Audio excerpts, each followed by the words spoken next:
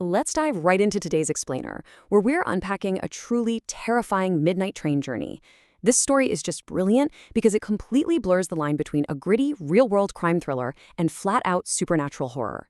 We're looking at a narrative that takes our very relatable, everyday anxieties and just twists them into an absolute nightmare scenario. Working woman thrown from moving train. Yeah, that haunting newspaper headline serves as our cold open. It immediately establishes the grim reality and the incredibly high stakes of the story we're exploring. We aren't just dealing with some random bump in the night here. We're dealing with a brutal, recurring reality for vulnerable commuters. And that dark truth casts a huge shadow over everything that follows. Now, to really understand our protagonist's paralyzing fear as she steps onto that train today, we have to look at this escalating timeline of violence. Just notice the progression here. 1 month ago, she personally witnessed a brutal murder. Then, a few days ago, a fourth woman was killed in the exact same way. And now, today, at 1:45 in the morning, she's forced to board a nearly empty train. So, the tension is already at a boiling point before the doors even close. All right, moving into section 1, the scary night journey.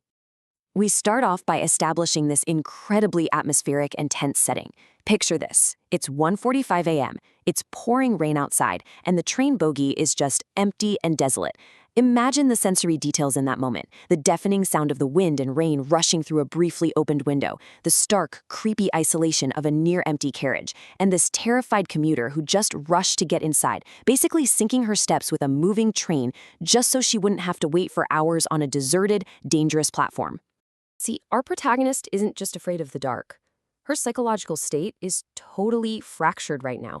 Last month, she actually witnessed a woman being beaten on a train, and she saw the bystanders do absolutely nothing to help.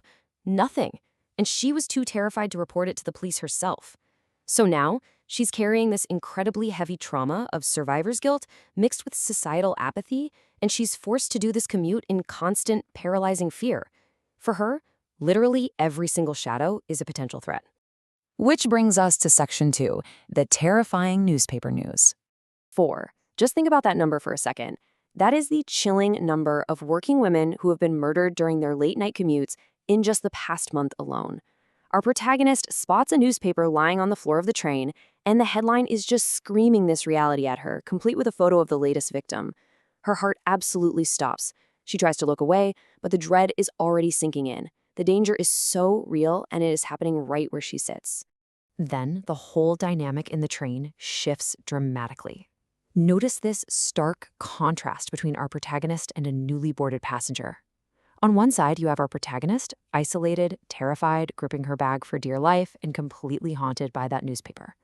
And on the other side, a beautiful, totally carefree young woman who confidently sits right by the dangerous open door, and she actually falls asleep. The protagonist is just watching her, projecting all of her own deep fears onto this vulnerable sleeping girl, probably wondering how on earth she can be so calm in such a dangerous place. Let's look at section 3, the atmosphere of dread. Okay, the pacing drastically accelerates here. 2 men enter the bogie. Their faces are tightly covered by gamchas, those traditional towels, which means only their eyes are visible. They're scanning the sparsely populated train, and their menacing gaze just lingers right on that sleeping young woman by the door. The absolute worst threat our protagonist has been terrified of all month has just manifested in the flesh. And this brings us to a crucial, incredibly suspenseful question. In a mostly empty train, who is actually going to step forward to help? This situation directly mirrors the trauma the protagonist witnessed a month prior. Is history about to repeat itself? Is she going to freeze again while a woman is attacked? The suspense is almost unbearable here because we know her psychological history and we know exactly how deep her fear goes. And that leads us to section 4, nightmare or reality. The masked men suddenly grab the sleeping girl by the hair. She screams, begging for her life, while the protagonist and the few other scattered passengers just freeze in absolute, paralyzing fear. Finally, she is ruthlessly thrown from the moving train out into the pitch-black darkness. It's exactly what happened a month ago. It is exactly what the newspaper reported. But then, the narrative throws us a massive curveball.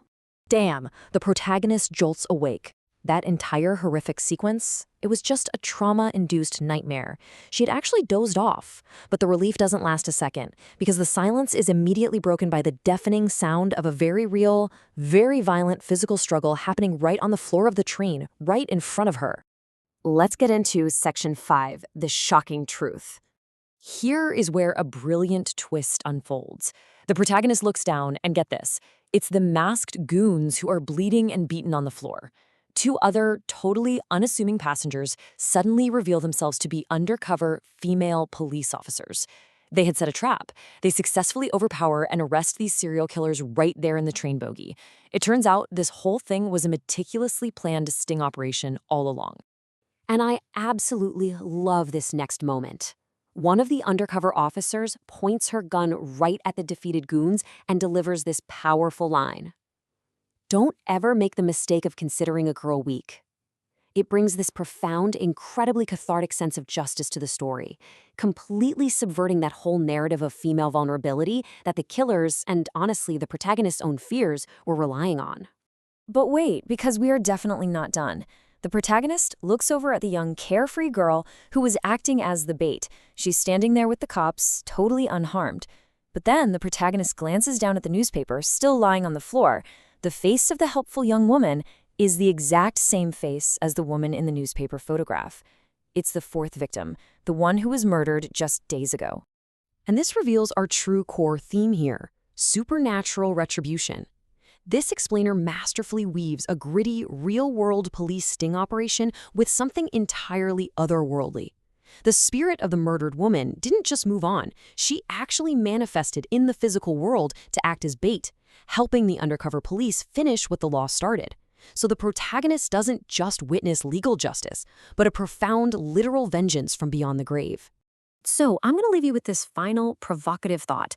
When the living fail to protect the vulnerable, does true justice sometimes come from beyond the grave? It's a genuinely chilling intersection of real-world crime and supernatural justice. Thanks so much for joining me on this explainer, and next time you're on a late-night commute, keep questioning the shadows.